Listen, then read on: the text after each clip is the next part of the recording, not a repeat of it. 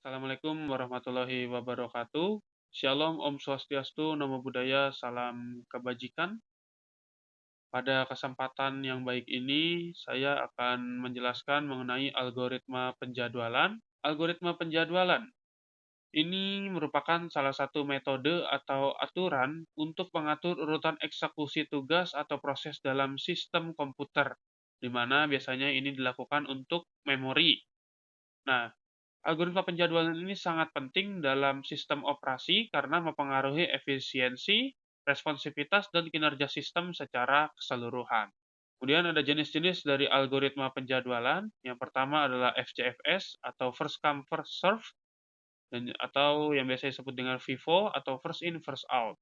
Kemudian ada Short Job First, kemudian ada Priority, ada Double R atau round robin, ada multi-level queue, ada multi-level feedback queue, kemudian ada SRT atau short remaining time, dan juga ada load tree scheduling yang nanti akan saya jelaskan satu per satu. Yang pertama, ada first come first serve atau FIFO atau FCFS. Sama saja, pada algoritma penjadwalan ini tugas diproses berdasarkan urutan kedatangan. Nah, ini algoritma penjadwalan ini sangat mudah diimplementasikan karena, cukup sederhana dan kompleks. Kemudian ini tidak mempertimbangkan waktu eksekusi tugas dan dapat menyebabkan fenomena waiting time yang lama. Di sini ada contoh penggunaan algoritma FIFO. Nah, ini ada 4 proses, P0, P1, P2, dan P3. Kemudian ini ada arrive time-nya 0, 1, 2, 3, dan ada burst time. Burst time ini waktu dia berjalan ini atau waktu meledak ya, berapa lama gitu. Di sini bisa lihat di P0 ada burst time-nya 2, P1 burst time-nya 2, P2 burst time-nya 1, dan P3 burst time-nya 1. Kemudian kita di Gantt chart di bawah ini, pada detik 0, proses P0 ini akan dijalankan, ya. Proses P0 ini dijalankan karena arrive time-nya ini 0 kan, dijalankan di P0. Kemudian karena ini adalah algoritma FIFO, maka yang pertama kali datang akan dieksekusi terlebih dahulu, sebelum proses-proses yang berikutnya. Nah, yang pertama datang ini adalah P0 berdasarkan arrive time atau waktu datangnya, maka dia dijalankan di detik 0 atau detik pertama. Kemudian burst time-nya 2, artinya ini akan dijalankan selama 2 detik, dan pada detik kedua itu selesai, P0 selesai, kemudian diganti langsung. Yang masuk di P2 itu, adalah P1, bukan P2 karena, tadi P0 ini burst time ini 2, maka mau tidak mau, karena ini juga algoritma penjadwalan FIFO, karena yang, dieksekusi paling pertama adalah yang pertama kali dikeluarkan, dihabiskan, maka di detik kedua yang masuk ini adalah P1 bukan P2, karena tadi P1 dilewati karena tadi harus ditunda karena P0 yang berjalan. Detik kedua ada P1, kemudian, eee, P1 ini sama burst time-nya 2 detik, maka berjalan selama 2 detik sampai detik keempat, baru P2 ini masuk. Dan karena burst time P2 ini hanya satu, maka, di P5 langsung masuk P3. Nah, P3 akan selesai di P6. Di sini ada tabel akhirnya. Kalau tadi kita sudah lihat ada proses, arrive time, dan burst time. Nah, dia ada waiting time, berapa lamakah, proses ini menunggu. Tadi karena P0 dimulai pada, detik ke-0, maka, waiting time-nya 0, ya. Kemudian time around-nya ini, artinya dia selesai di mana. Time around ini diambil, berdasarkan waktu meledak atau burst time ini ditambah dengan, waiting time ya. Di sini berarti time around untuk P0 adalah 2, ya. Kemudian untuk start time dari P0 ini dari, detik ke 0 sesuai dengan arrive time-nya karena dia adalah proses yang paling pertama kali masuk. Kemudian pada proses P1, arrive time-nya 1, burst time-nya 2. Nah, waiting time-nya tadi dia harus menunggu 1 detik sebelum ia dijalankan, karena tadi tertunda dari proses si P0 yang harus diselesaikan atau dihabiskan eksekusinya. Dan kemudian time around-nya 3 berdasarkan burst time ditambah waiting time dan start time-nya ini di 2 karena tadi prosesnya dimulai di 2 atau setelah P0 habis dijalankan. Kemudian demikian juga dengan P2, memiliki waiting time 2, karena dia mulai berjalan di detik keempat, dia baru mulai berjalan detik keempat, menunggunya 2 detik karena arrive time dia tadinya adalah 2, sementara baru berjalan di, detik keempat. Nah, time around-nya, ini ada 3, kemudian start time-nya mulai dari tadi, detik keempat. Kemudian proses P3, arrive time-nya di 3, dan burst time-nya hanya 1 kali, waiting time-nya, sebanyak 2 kali, 2 detik ya, karena tadi tertunda dari proses-proses sebelumnya. Kemudian time around-nya adalah 3 dan juga start time-nya ini mulai dari detik ke-5. Yang kedua adalah algoritma penjadwalan dari sort job first atau disingkat SJF. Nah, ini dibagi menjadi 2, ada preemptive sort job first dan juga non-preemptive sort job first. Yang pertama kita bahas yang preemptive terlebih dahulu. Di preemptive sort job first ini, tugas dengan waktu eksekusi terpendek mendapat prioritas tertinggi. Jika ada tugas baru dengan waktu eksekusi lebih pendek, tugas yang sedang berjalan dapat dihentikan atau ditunda. Kemudian, preemptive SJF ini mengurangi waktu tunggu, namun memerlukan manajemen penghentian dan pemulihan tugas yang lebih kompleks. Kita ke contohnya, di sini bisa dilihat ada 4 proses P0 sampai 1, P2, P3 dengan arrive time dan burst time-nya tersebut. Baik, kita lihat Gantt chart-nya ini seperti apa. Karena tadi perintahnya adalah, jika ada tugas baru eksekusi lebih pendek, tugas yang sedang dijalankan maka akan ditunda terlebih dahulu. Baik, pada detik ke-0, di arrive time dari tabel di atas kita lihat, P0 masuk detik ke-0 dan burst time-nya adalah 3 ya, burst time-nya adalah 3. Nah, P0 di sini masuk, kemudian di detik ke-1 karena ada tugas yang masuk, maka P0 ini akan ditahan terlebih dahulu. Detik ke-1, ada P1 masuk, akhirnya si P0 ini akan ditunda atau ditahan terlebih dahulu, dan P1 akan masuk. Kemudian P1 dijalankan dengan burst time 1, kemudian di P2 ini karena, ada, yang masuk lagi, di detik kedua maksudnya, detik kedua ini ada P2 yang masuk, si P0 kembali ditahan, ya, kemudian burst time-nya 1, masuk detik ketiga, P3 masuk, ya, P3 masuk, burst time-nya 1 ya, artinya, sampai ke detik keempat saja, detik keempat ini baru dijalankan si P0 tadi, baru dijalankan lagi si P0, sampai dia, habis karena sudah tidak ada proses yang masuk lagi. Akhirnya di detik ke-6 si, P0 ini habis atau selesai. Ini dia tabelnya, untuk P0, ini jadi ada 2 untuk waiting time-nya karena dia tadi, datang di menit pertama atau detik pertama, detik ke-0, dan dia ada lagi itu mulai di detik keempat. Maka menjadinya detik keempat dikurangin dengan kapan dia tadi berakhir, kapan dia tertunda. Dari situ tadi detik ke-1, maka 0 ditambah 4 min 1 atau 0 ditambah 3. Nah, time around-nya tinggal ditambahkan dari burst time hingga waiting time. Nah, ini start time-nya juga di P0 ini berubah jadi 0 dan 4 ya.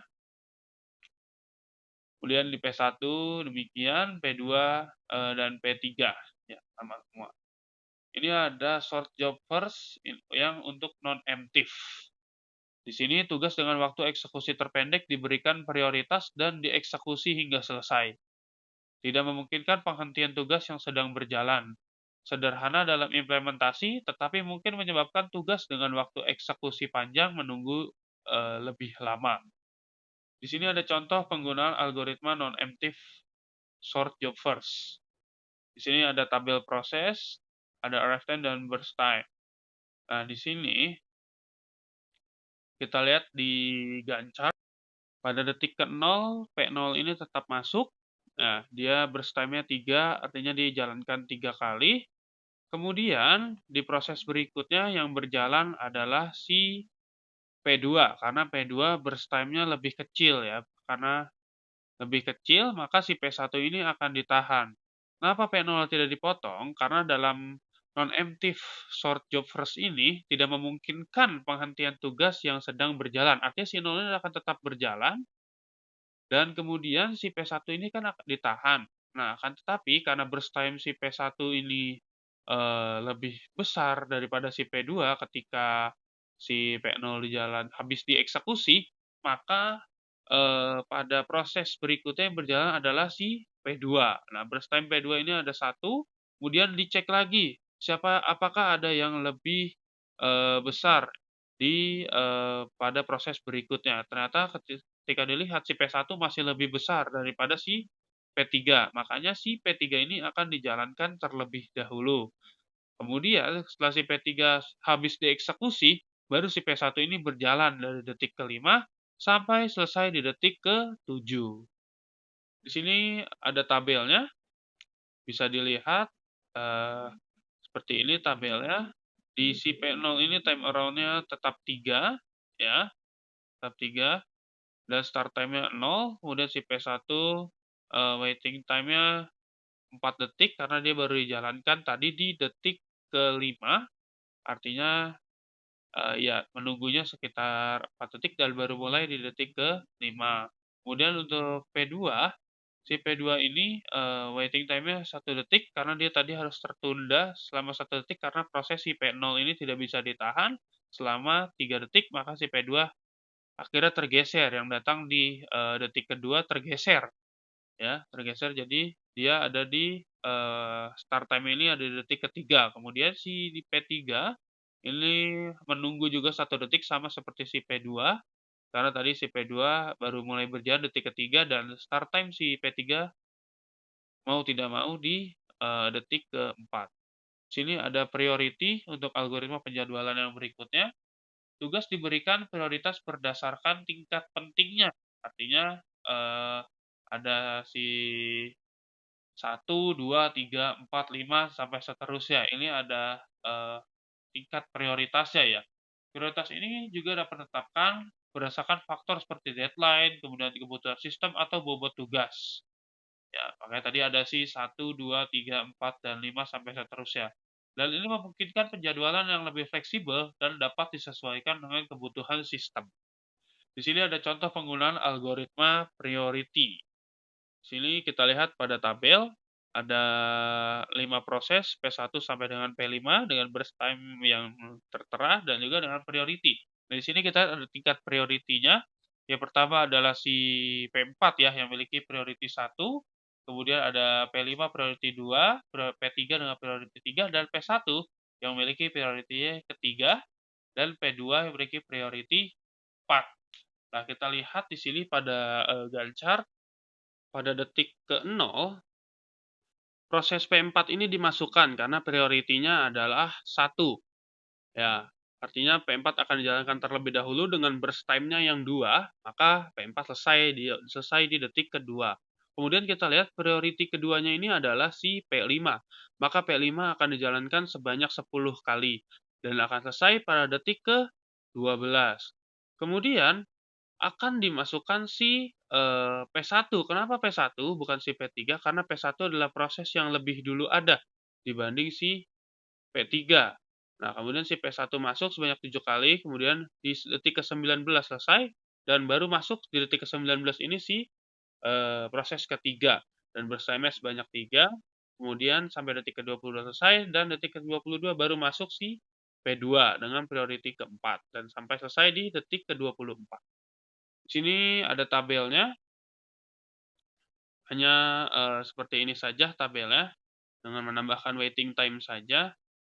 Sini waiting time dari P1 adalah 12, P2 waiting time-nya 22, dan P3 waiting time 19, P4 waiting time-nya 0 karena tadi dia adalah prioritas ke-1, dan P5 waiting time-nya sebanyak 2 saja karena dia adalah prioritas ke-2. Algoritma penjadwalan selanjutnya adalah double R atau round robin. Di sini tugas diberi waktu proses tetap secara bergantian. Setiap tugas jalankan untuk jangka waktu yang sudah ditentukan atau time quantum.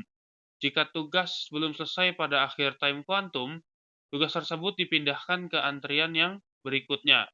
Nah, round robin ini mencegah tugas tertentu mendominasi suatu waktu proses, namun dapat mempengaruhi responsivitas dan overheat dalam pemrosesan.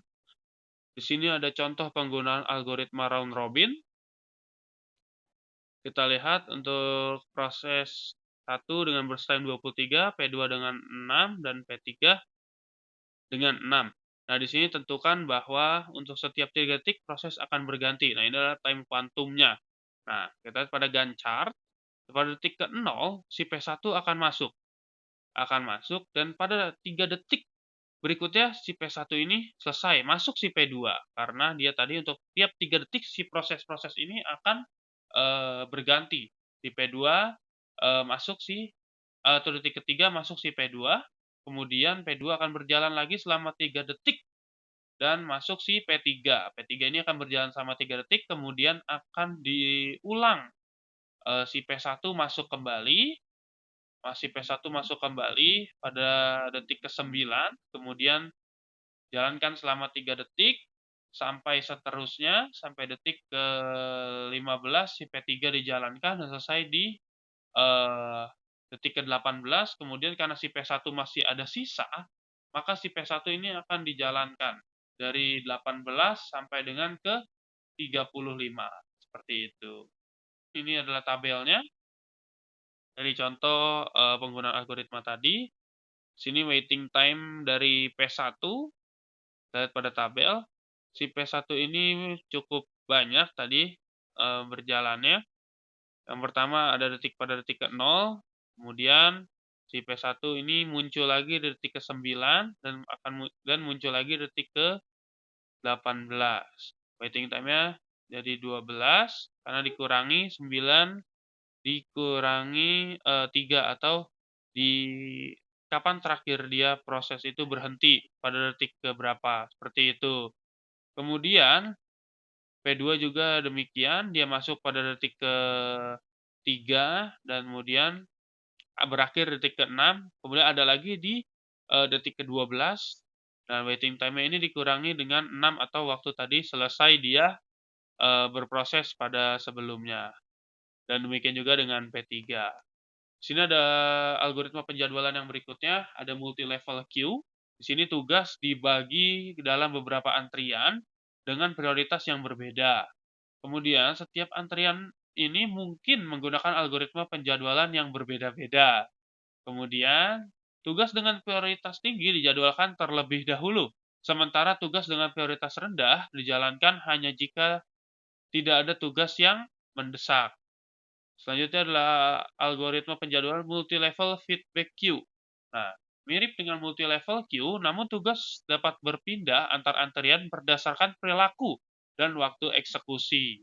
Kemudian, tugas yang membutuhkan waktu lama dapat turun ke antrian dengan prioritas yang lebih rendah agar tugas lain dieksekusi lebih cepat. Kemudian, algoritma penjadwalan ini memberikan keseimbangan antara responsivitas dan efisiensi dalam sistem komputer. Kemudian ada shortest remaining time atau SRT. Ini adalah versi dinamis dari si SJF atau short job first ya. Setiap kali ada tugas baru, sistem memeriksa waktu eksekusi yang tersisa dari tugas yang sedang berjalan. Kemudian, jika tugas baru memiliki waktu eksekusi yang lebih pendek, tugas yang sedang berjalan dapat dihentikan dan tugas baru dijadwalkan. Kemudian ada lottery scheduling. Setiap tugas diberikan sejumlah tiket, semakin banyak tiket, semakin tinggi peluang tugas yang dipilih. Nah, tugas dipilih secara acak berdasarkan tiket yang dimilikinya. Jadi sudah ditentukan tiket-tiket ini, kemudian memberikan pengalaman penjadwalan yang adil, di mana setiap tugas memiliki kesempatan untuk dijalankan. Terima kasih bagi yang sudah menonton video ini. Terima kasih atas perhatiannya. Mohon maaf jika ada salah-salah kata. Terima kasih. Wassalamualaikum warahmatullahi wabarakatuh. Shalom Om Swastiastu, Namo Buddhaya, salam kebajikan.